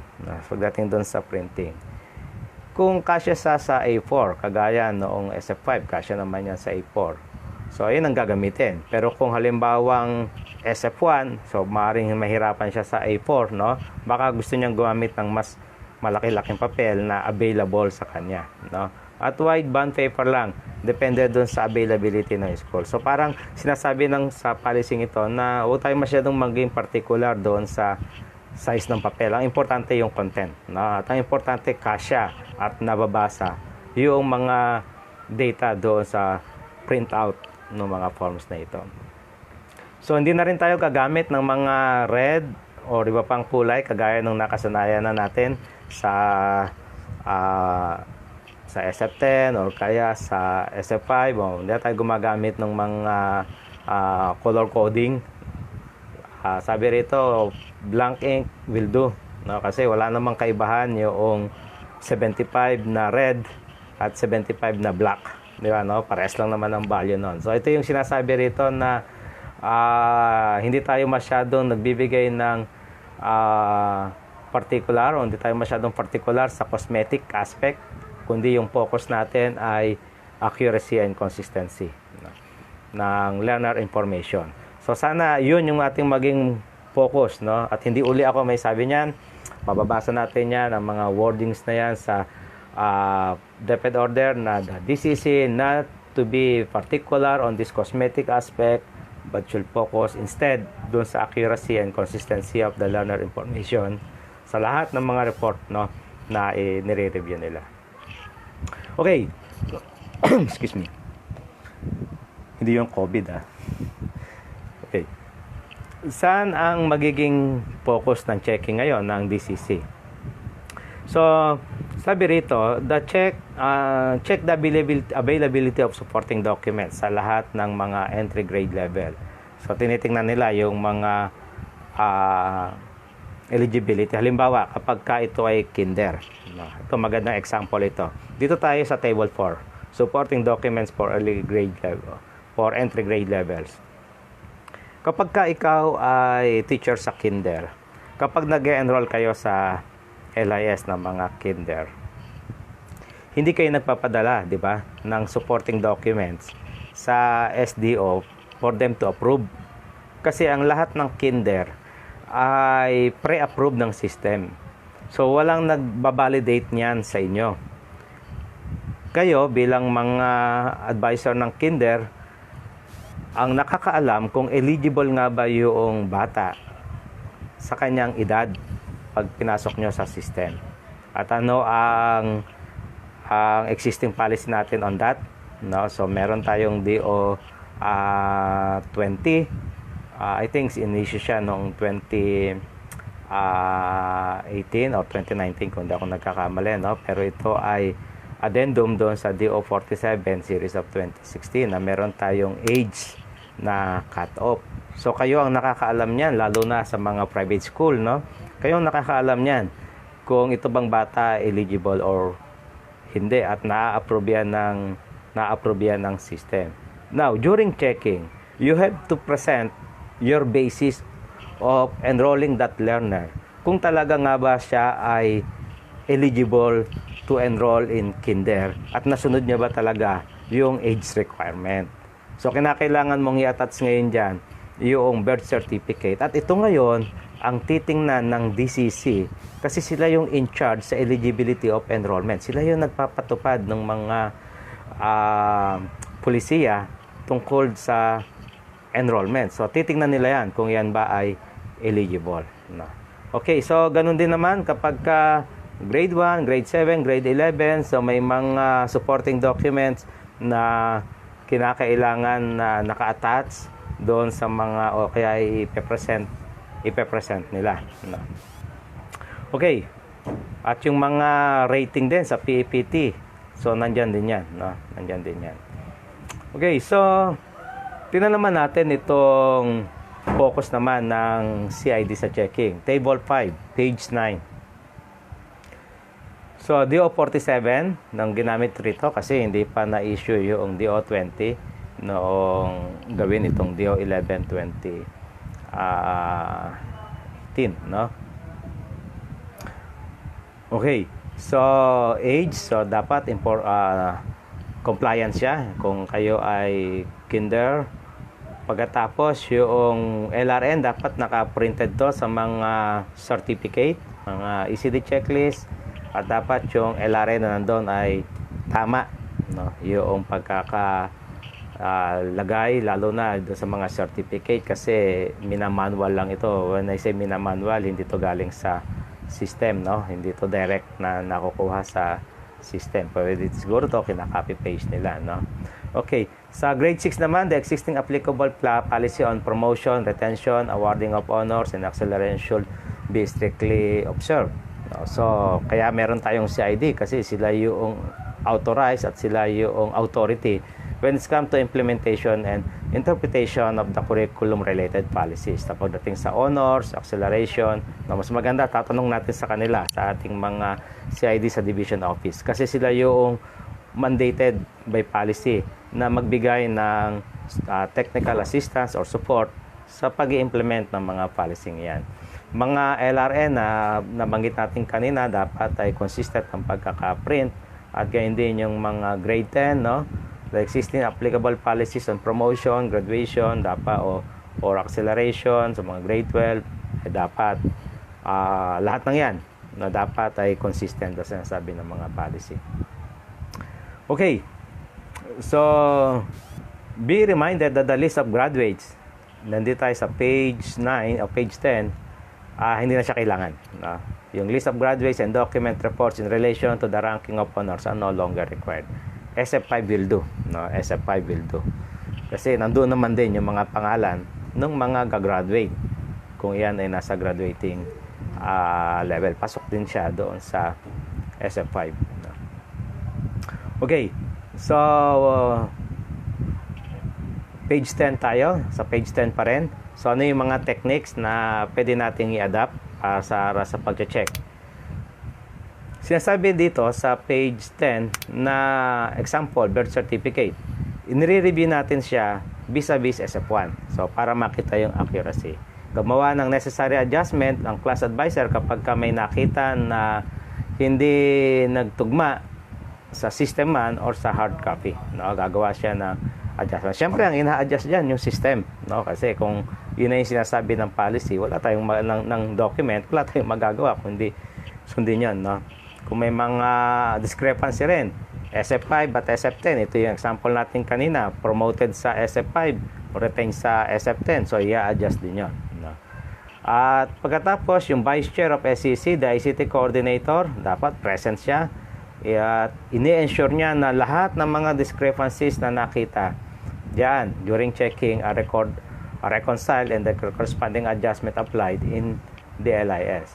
So ano yung table of concern o yung focus of concern ng SGOD? Table 6 pa rin tayo. SF4, enrollment count. So SF5 and SF6, yung mga count pa rin yan ng mga promoted and retained. So yan yung pinofocus ng ating mga representative ng SGOD. So napaka-importante nito. So tingnan natin. Yung bang mga dropout natin, nasa SF5 pa ba? O dapat pala? Yung bang mga nag-dropout sa atin, ginagawa ba natin siyang promoted or retained? So dapat hindi. So yun yung mga tinitingnan diyan sa SF4 at SF5.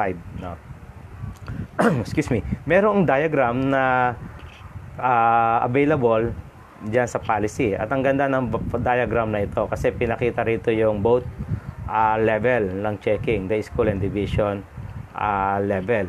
So makikita natin dyan yung pinofocus ng SGOD at tapos kung ano naman yung concern ng ating mga representative ng CID doon sa checking. Now, we go to page 11. Dito sa item 4, fill out the school forms checking report. So yung SFCR na pinag-usapan natin. So may mga school at may mga DCC na nakagawa na nito. So tulungan natin yung iba. Paano ba gagawin itong SFCR1 na report ginagamit sa bawat checking activities? Okay.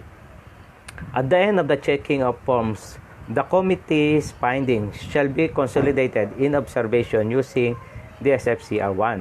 So ibig sabihin, itong DCC, meron din silang gagamiting SFCR. It's almost similar doon sa SFCR1 na ginamit ng school. But this time, ang inakalagay lang sa SFCR1B na gagamitin ng DCC ay yung mga sections lang na narapol nila.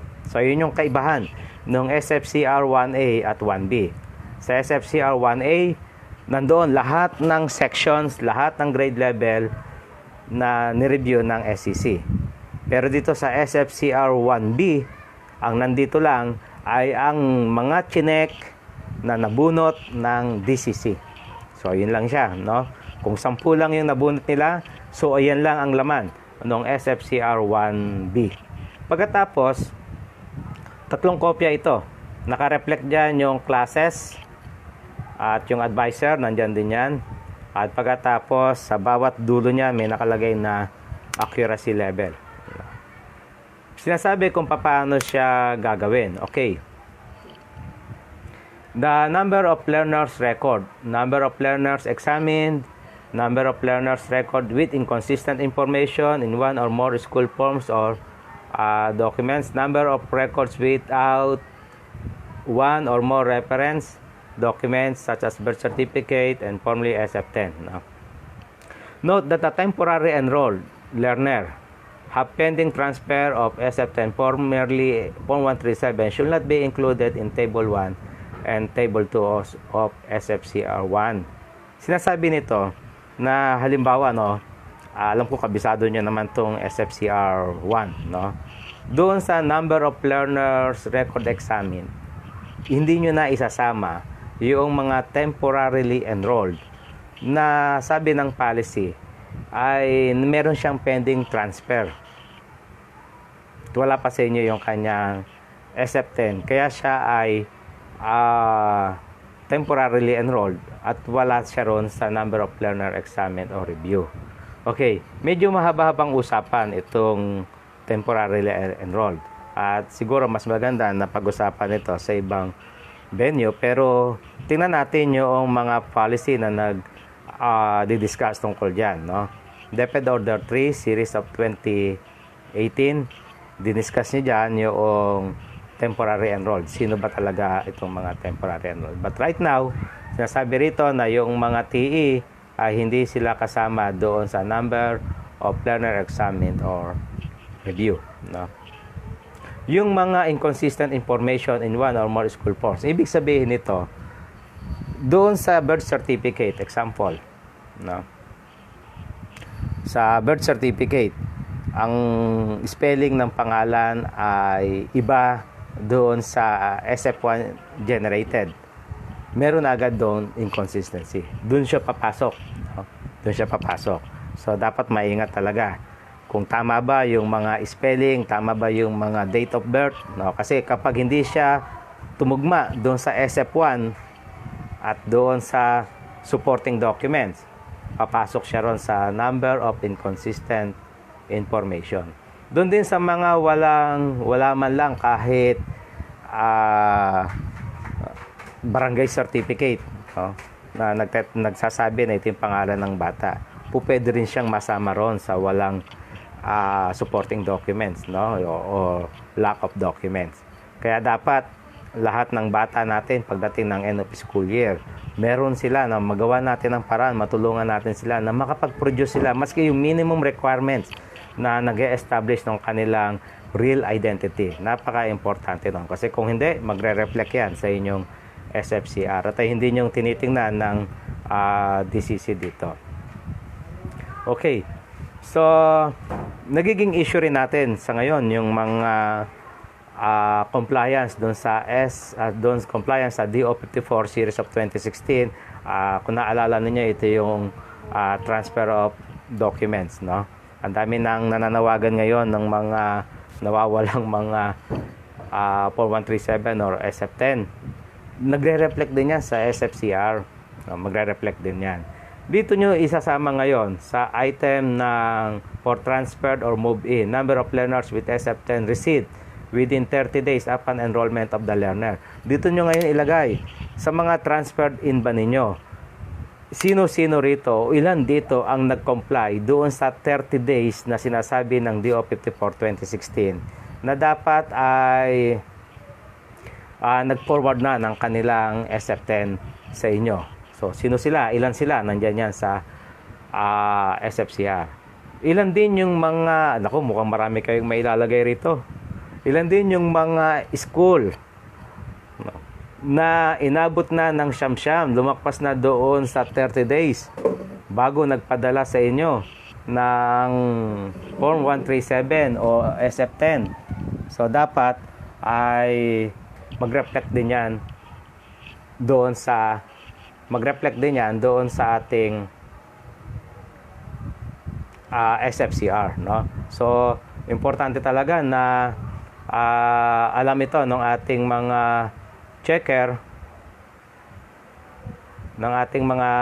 checker sa division office, no? Yung ganitong mga content ng SFCR.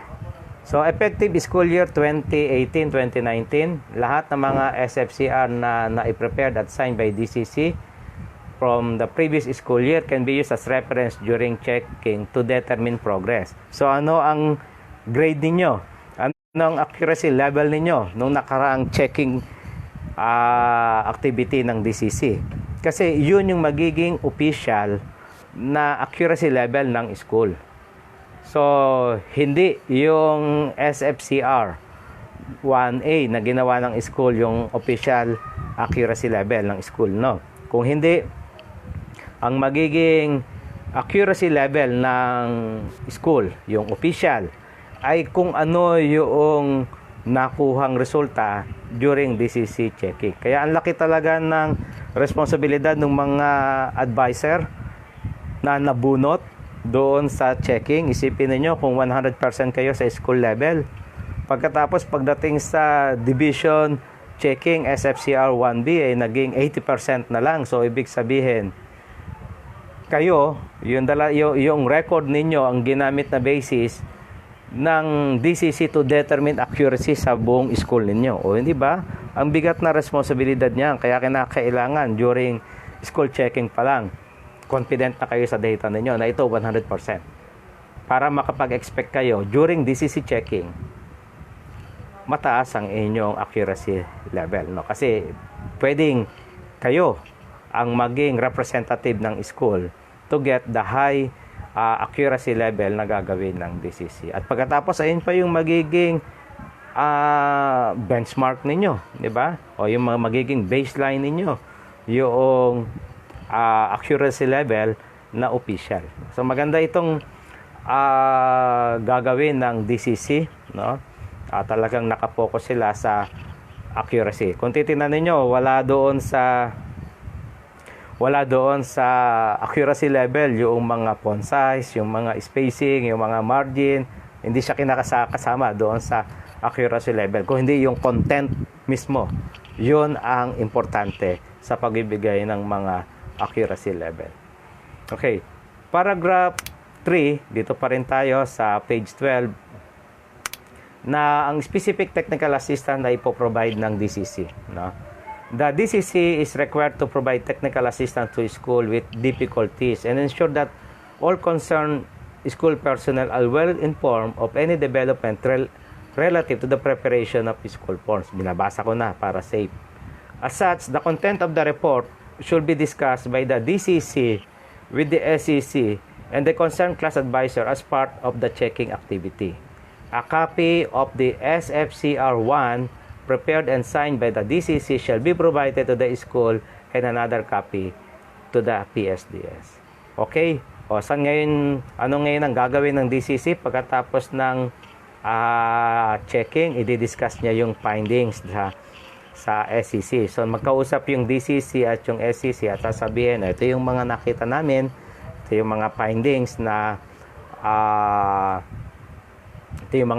na gusto naming i-discuss with you, SEC. Para si SEC naman, pagbalik niya sa kanyang school, so i-discuss nila yun sa group. So, kita nyo na kung gaano ka-privilege yung mga member ng SEC. Makakatanggap sila ng insight at ng mga instructions from the DCC. No? At dapat kunin nila ito, hindi lang yung mga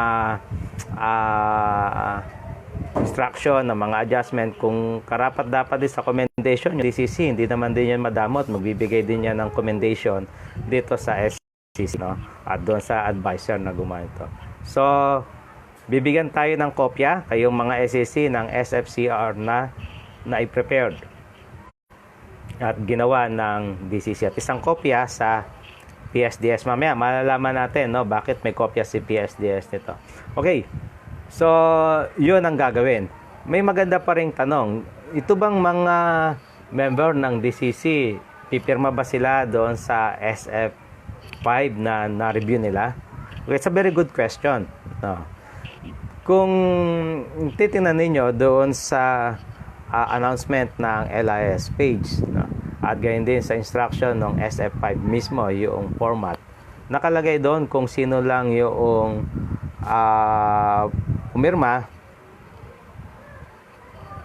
kung sino lang yung nag-review at nag-check, siya lang yung pipirma, no? Paano kung deputized lang ako at hindi naman ako mismo yung original DCC? Sino yung dapat pumirma? Kung sino yung nag-check, no? Kasi ang nakalagay doon ay reviewed by. So yung accountability ay nasa inyo na kaya ng mga nag-review. So meron diyang 3 na space para pumirma. Paano kung 5 kami? Well, ayun ang sinasabi ng isang Republic Act tungkol diyan, ARTA law, na maximum of 3 ang pumipirma lang sa mga public documents. So as per advice to us, so 3 lang yung pumipirma diyan sa public document na yan. So maaari na lang kayong mag-usap sino yung 3 pipirma diyan. Paano kung hindi naka-printed yung pangalan namin ng mga pipirma? Siyempre, hindi pa naman kasi alam ng school kung sino yung checker nila o kung sino yung ma-assign na checker nila, or kaya naman kung mabubunot pa sila. Kaya naka-blanco yan sa pagpiprint. During the checking, no, at kapag ka nabunot na, no, doon pa lang nalalaman, doon pa lang na-identify kung sinong classes yung mache-check. So, doon pa lang ngayon na mailalagay yung inyong pangalan na pumirma. So, hindi na kinakailangan i-reprint. Isulat na lang ito ng malinaw yung inyong pangalan. Sa ibabaw nito, doon kayo ngayon pipirma. Matibay pa rin yan. No? Kahit yan, handwritten yung pagkasulat, no, ng inyong pangalan dyan, ang importante, kayo yon at yung inyong pirma. At na-appreciate ng SEC at ng advisor yung inyong ginawang effort to review yung mga SF5 nila. At bumabalik ulit tayo doon sa accountability ng school head. Sino ba talaga ang fully responsible sa lahat ng school form at SF5? Balik ulit tayo sa DepEd Order number 4, Series of 2014, last sentence ng paragraph 5, school head pa rin yung liable dyan. No? At the end of the day, siya pa rin talaga ang siyang mananagot sa anumang mga school records na lumalabas sa kanyang pa-school. No? Okay, the DCC, paragraph 4 ulit tayo. Pabasahin ko na lang po ulit para safe tayo kasi we're talking about the TOR of the DCC. No? At para makita na rin natin kung ano talaga ang trabaho nila base sa DepEd order. Gagawa sila, they will prepare a narrative report of the finding observed in all school as supported by picture statistics recorded in the SFCR 1. So, hindi lang basta SFCR, may narrative report na ginagawa ang DCC. Mga common issues na encountered nila sa kanilang pagre-review, dapat ilagay nila ito into a written report, a narrative report. Halimbawa, baka ang nakita nila, ang daming SF10 o 4137 ang nakapending, na ang tagal na mag-submit ng form ng SF10 ang mga school, lalo sa mga transfer din or mga move-in, ang tagal nila. So, ilalagay nila ngayon yun sa kanilang report sa superintendent na ito yung mga nakita namin, mga transfer o 4137 o 10, ang daming delayed. Baka makita rin nila na nag-check sila ng SF10.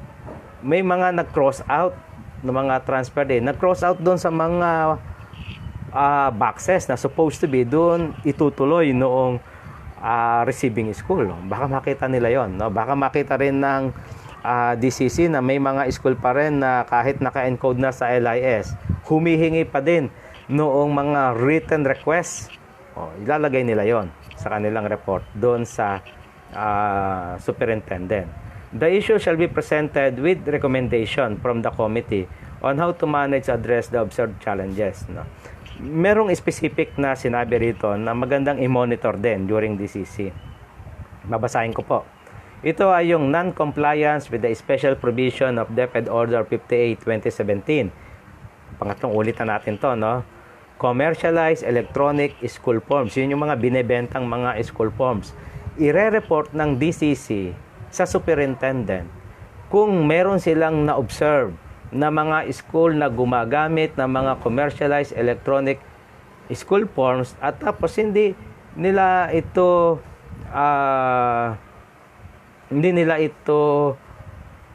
commercialized school forms shall be also included in this report, no? So dapat tingnan yon, no, kung itong mga commercialized school forms ay laganap ba doon sa kanilang lugar, kasi baka mamaya nagdodoble trabaho ang ating mga advisor, ang ating mga teachers, nag-update na sila doon sa LIS, nag-update pa sila rito sa mga commercialized school forms. So medyo mabibigatan sila ng trabaho diyan at baka ma-compromise yung accuracy noong LIS data. No? So ayun, sinasama nila yon sa kanilang mga report.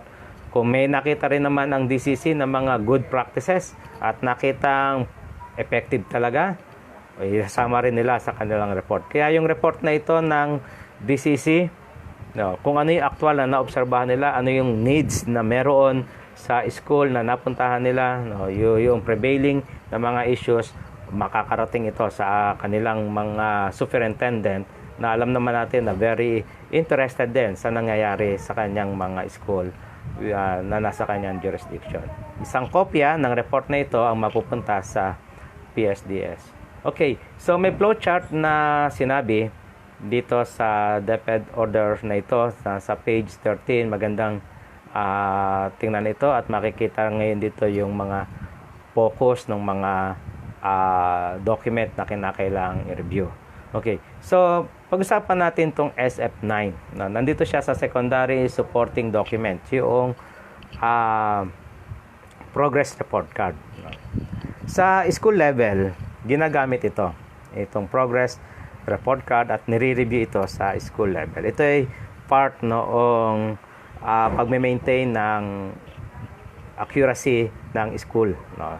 So kapag nagre-review sila, ginagamit pa rin nila itong SF9 bago ito ng kanilang report. Pero kapag DCC yung nagre-review, tingnan natin kung anong mga valid document ang dapat priority. So yung SF5 at SF10 ay chine-check according dyan sa may flowchart. No? Chine-check yung SF5 at yung SF10. No? Pero kapag nagkaroon ng discrepancy yung mga SF5 at SF10, halimbawa sinabi ng SF10 promoted, sinabi naman ng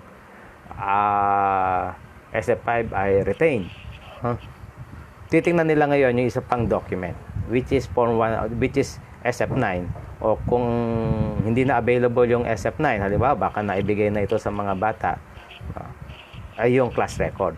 So dun pa lang ngayon pumapasok yung pang-validate na document kapag merong inconsistency, para malaman alin sa dalawa, SF9 ba o SF10 ba or SF5 yung tama, kukuha ngayon ng isa pang document which is the SF9, o kung may available na class record, better kasi yun yung mas actual na report, no?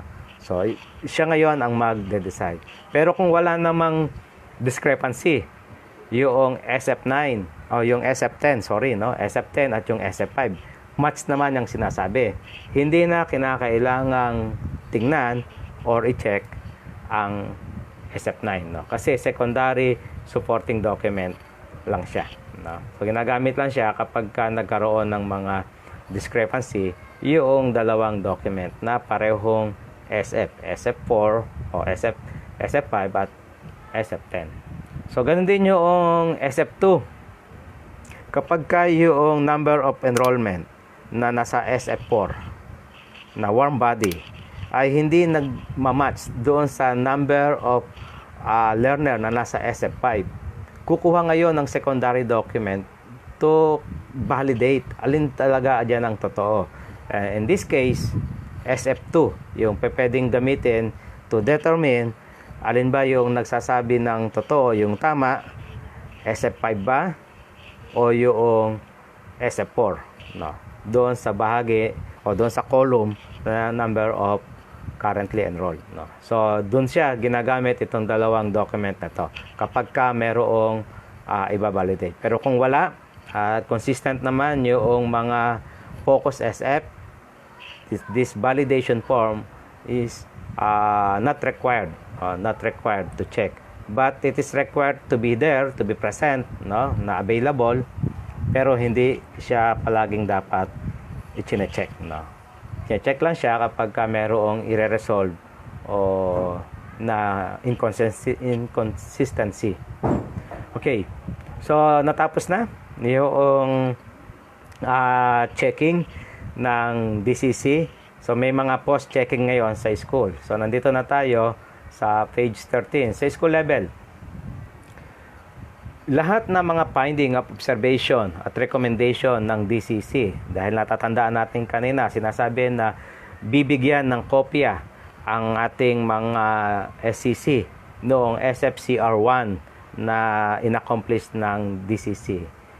Pag-uusapan ngayon ng school ang resulta noong checking, at ito ay isasama nila, isisingit nila sa kanilang agenda ng LAC session. The school head with the technical assistant of the school system administrator sa LIS, i-ensure niya na lahat ng mga adjustment na nakita, at na-review, dapat naka-apply yon doon sa system. Na-i-adjust natin yung system. Kaya ang ganda nito noong checking activity ito, the following school year, hindi mo na ngayon problema yon. So wala ka na ngayon magiging problema ng mga not eligible enrollment. Di ba? Iyan yung mga issue natin sa LIS. Hindi natin ma-enroll yung learner natin pagdating ng beginning of school year kasi mali yung end of school year niyang status, promoted or retained. Pero ngayon may iwasan yon kasi ini-ensure na ng LIS coordinator na lahat ng adjustment ay take into consideration at naka-place na doon sa ating LIS. Within 5 working days after the checking conducted by the DCC, the school shall submit one duly signed original copy, one duly signed original copy of the SF4, SF5, and SF6. No additional report other than what has been stipulated shall be required from the school for submission to the DCC. Ulitin ko po, hindi po ito instruction from me. Nabasa lang din po natin ito sa page 13 na ang isa-submit lang original signed copy. Pag sinabi ng original signed copy, isang kopya lang yon. Tama po ba? Okay. Ng SF4, SF5, SF6. No additional report other than what has been stipulated shall be required from the school for submission to the DCC. Okay. So, sana malinaw yun. Page 13 ng DepEd Order 11, Series of 2018. So, sa division level naman, post-checking.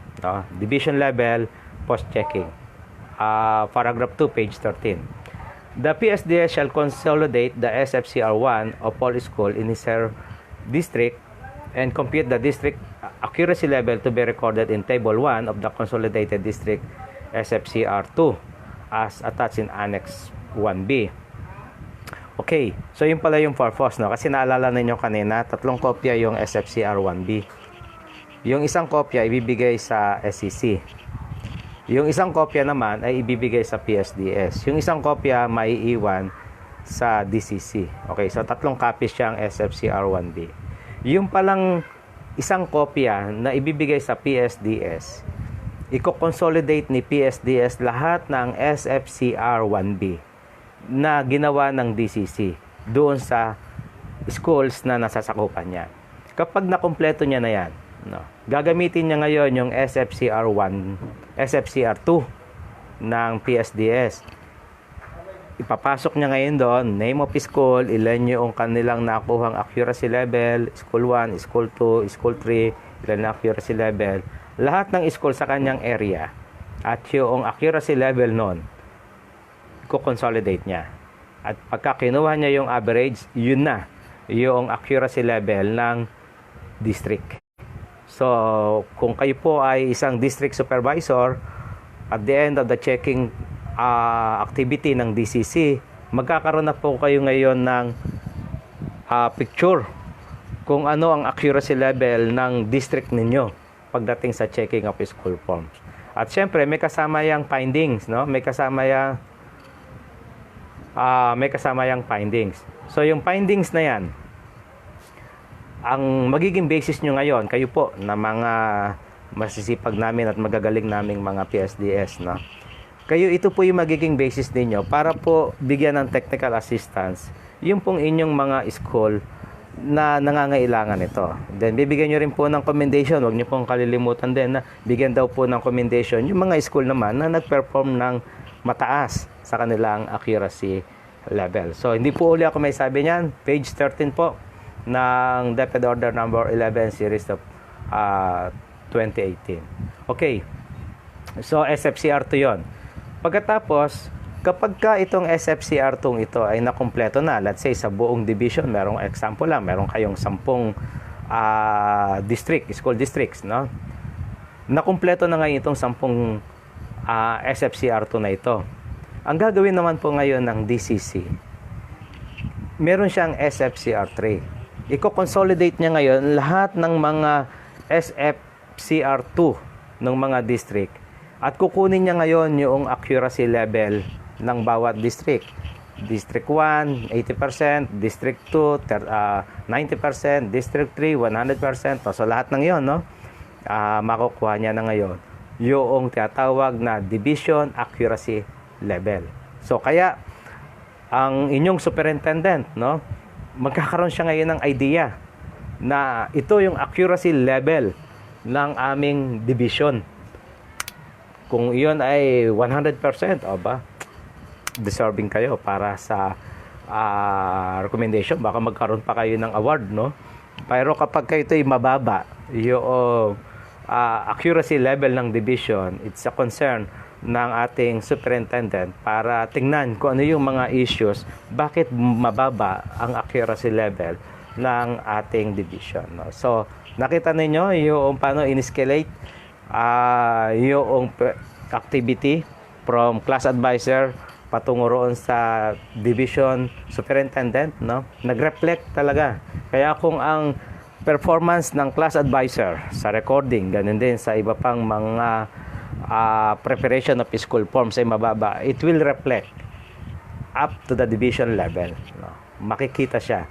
So, yan yung purpose kung bakit meron tayong SFCR3 at pagkatapos ay meron tayong narrative report. Babasahin ko po uli yung huling statement noong DCC post-checking activity, no? Nandito po siya sa page 14 at ganito po yung sinasabi. The DCC must submit the SFCR with the official report of findings and recommendation to the Office of the School Division Superintendent not later than the second Monday of May at the end of each school year. So may timetable din.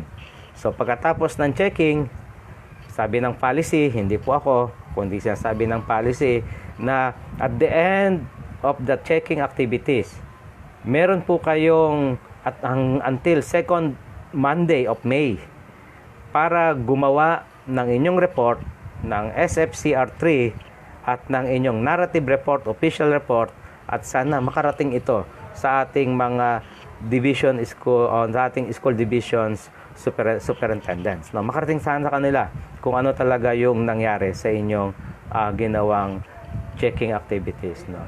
Okay, so diyan natin tapos yung mga procedures gagawin ng mga nasabing mga committee ng checking. Okay, so other provisions. So maganda naman tong other provisions na ito. It's a show of appreciation sa masisipag nating mga checkers. Pameriendahin daw natin sila. Wag nang kumuha ng sariling gasto sa ating mga bulsa. Baka pwede nating magamit yung mga school MOE o yung ating mga canteen funds, no, to show an appreciation sa mahirap na trabahong ito ng ating mga checkers, no. At gusto natin silang pasalamatan. Alam mo, saludo kami sa inyo, kayo pong mga school checking committee, division checking committee, no, sa lahat ng nag-aaral ng ganitong mga polisiya, no. Inaaral talaga ninyo ito para maibigay natin yung ganitong report sa ating superintendent at matulungan natin yung mga school. May mga reminders, no? May mga reminders na sinabi ang special provision, kagaya yung pagsasabit ng mga obsolete school forms. Sabi, wag na raw po yun. Reiteration uli ng DO4 series of 2014 na mga phase out ng mga forms like yung Form 18. Huwag na po kayo magsasabit niyan, ano? Huwag na po natin siyang gawin kasi hindi na po siya nire-required. Maski yung mga teachers program, kung katulad na rin lang naman yan ng SF7, huwag na po kayong magsabit. Hindi po ulit ako may sabi. Yan po ay nasa provision ng special provision ng page 14, mga obsolete na mga school forms. May mga nakasanayan na mag-submit pa rin ng ranking of honors. Again, page 14, no? Page 14, hindi na po siya required. Ito po ay base do sa DO 36/2016, no? Kasi hindi na po siya nirarank ang mga honors natin. SF5 will do. Wala na ring mga locally developed forms na kinakailangang gawin, no? Nandiyan pa rin yan sa paragraph 6, page 14. Okay. So, inulit-uli yung definition of term ng mga move in at move out. Kasi sa naunang definition to sa DO3 2018, parang nagkakaroon ng confusion. Kaya pagdating dito sa special provision, nilinaw uli na ito ay mga migration and learner in and out of the school between school years, no? Sa pagitan ito ng ng dalawang school year. Okay, so pasalamatan natin ang ating mga PPRD sa region at ang SGOD sa division. Sabi ng provision na ito, sila ay inassign sila na mag-monitor at na magbigay ng mga technical assistance sa policing ito. Okay, so yun lang at maraming salamat. Inuulit ko yung aking disclaimer kanina.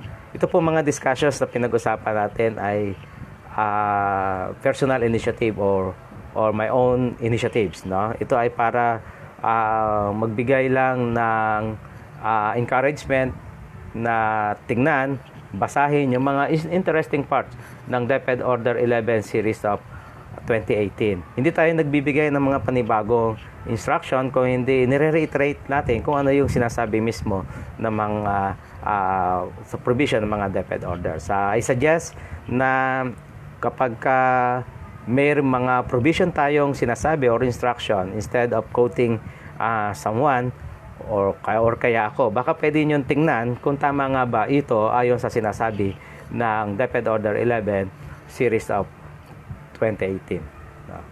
At maraming salamat. Good afternoon sa inyo lahat.